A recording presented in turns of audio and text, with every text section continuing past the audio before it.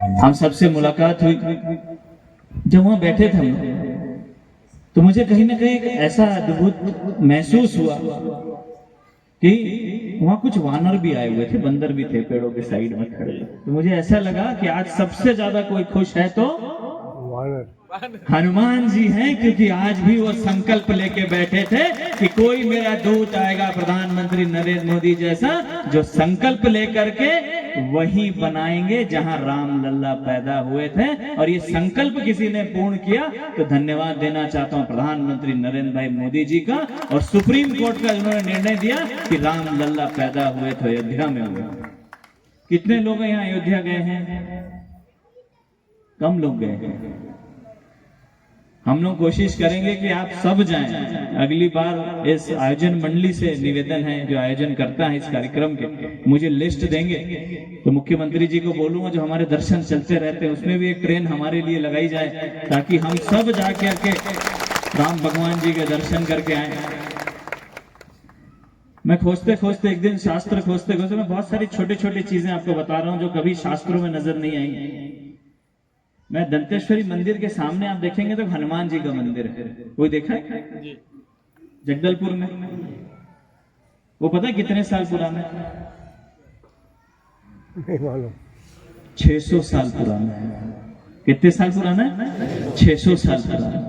और वही मंदिर आप देखेंगे दंतेवाड़ा में भी है और यहाँ पे भी है, इसलिए कि माँ की रक्षा करेगा तो कौन करेगा? सबसे पहले हनुमान जी करेंगे, क्योंकि वो स्वयं मौजूद है आज के जमाने में। इसलिए आज के दिन बोला जाता है कि हनुमान जी को अगर भूत प्रेत का डर लगे तो हनुमान जी को याद कर लो, बल बुद्धि चाहिए तो हनुमान जी को याद कर लो, कहीं फंस गए तो हनुमान जी को याद कर लो, और अगर कहीं संकट में पड़ गए, बड़े से बड़े संकट में, और आपको हैरानी होगी, बड़े बड़े विश्व लीडर से मैं मिला, बड़े बड़े विश्व लीडर से, जो यूएसए के प्रेसिडेंट रहे, सबसे मिला।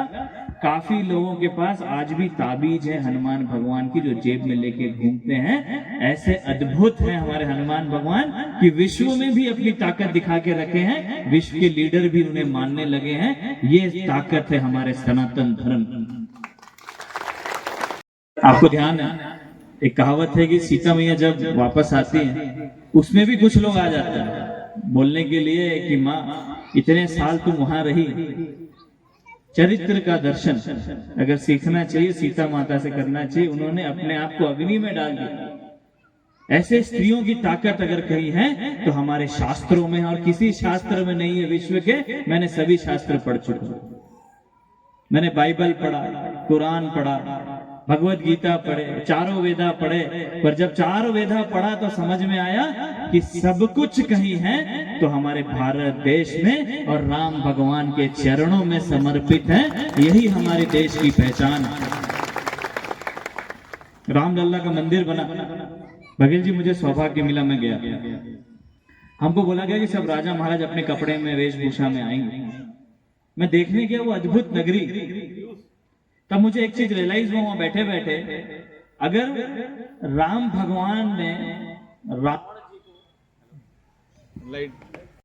को हल्बी में बोलूँ चले बघेल जी परमिशन मुझे बस एक ही गोट है।